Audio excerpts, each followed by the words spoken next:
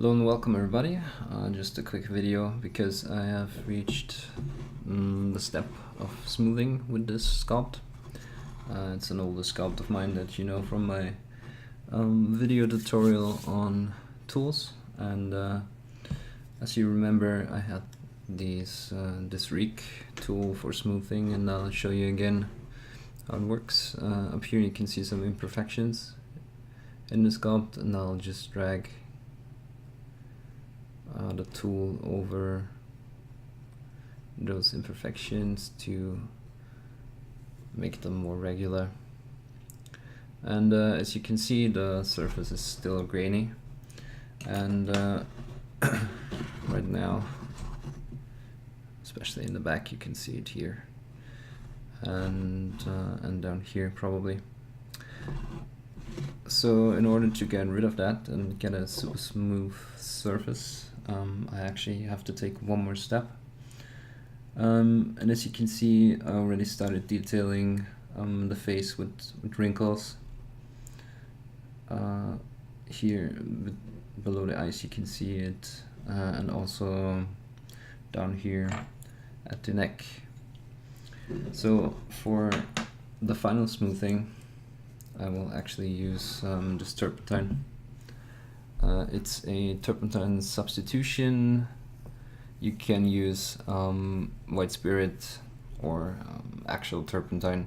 This has just worked for me pretty well because it's odorless and doesn't give me a headache as much as the other one did.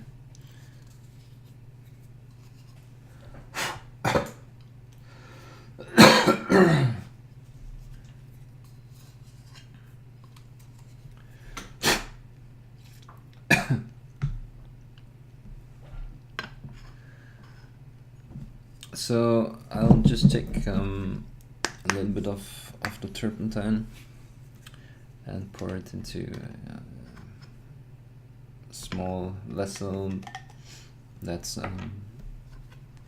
not affected by the turpentine itself, like that.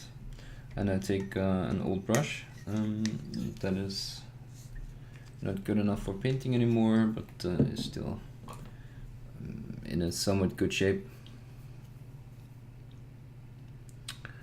And I just dip it in and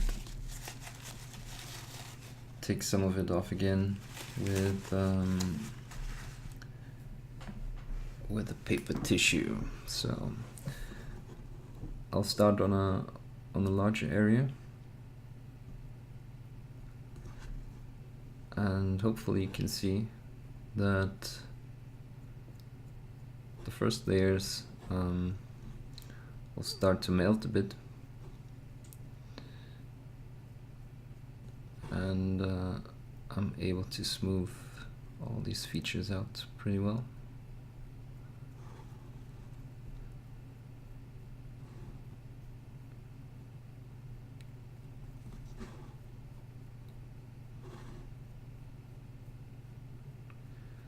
The more coherent your brush is, and the softer it is, the less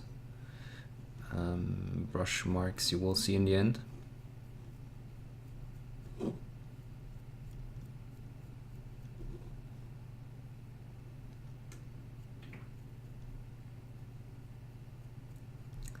And if you feel like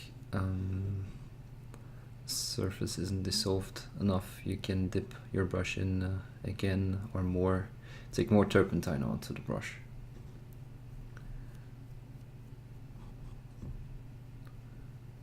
Okay, so here I also touched the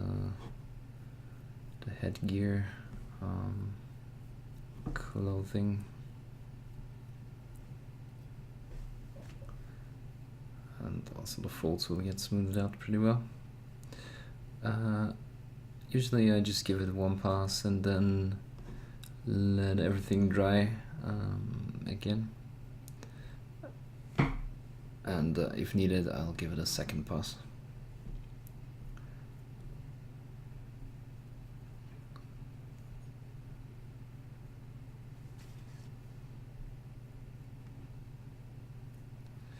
So you need to be a bit careful because it's really dissolving the first layers of the super sculpey, and you don't want to dissolve too much, just the upper layers, so you can actually take advantage of this and smooth everything out. I'll just touch the front side as well.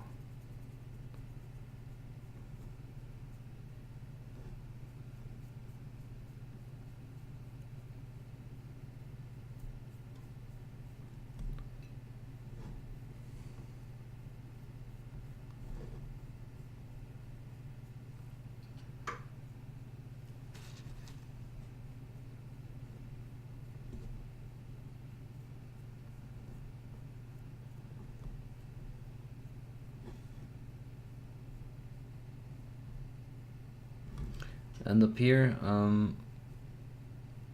I did some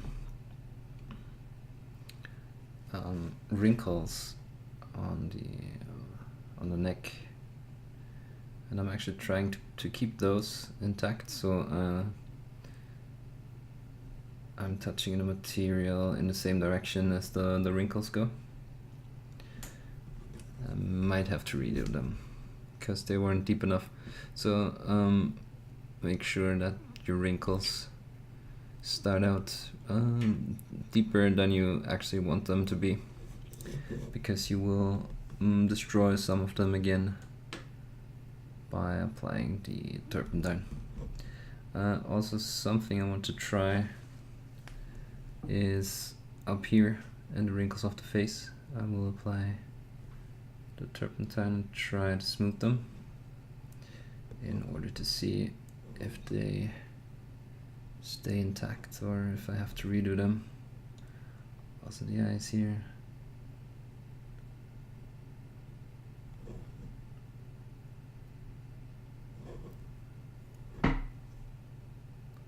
Yeah, as you can see, I kind of got rid of most of them, so I'll have to redo them.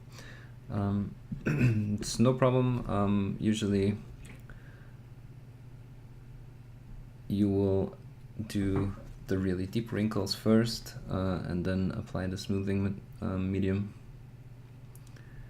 and you'll redo the deeper wrinkles if you have to, and then you start adding the not so deep wrinkles.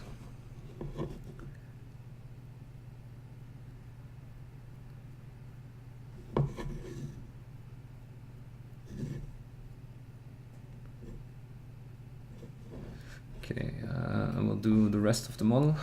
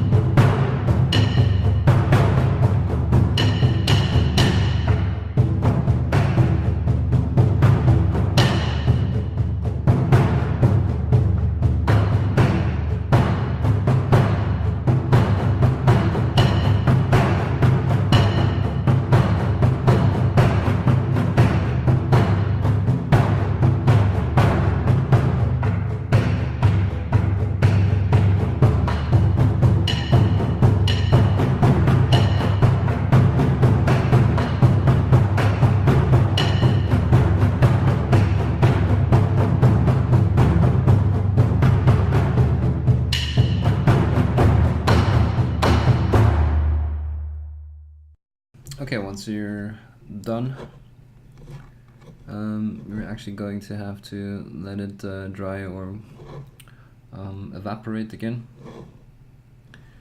and then you can redo the folds, the wrinkles. As you can see here, we still have some wrinkles left, but most of them in the front are gone. So I'll redo those before the second pass.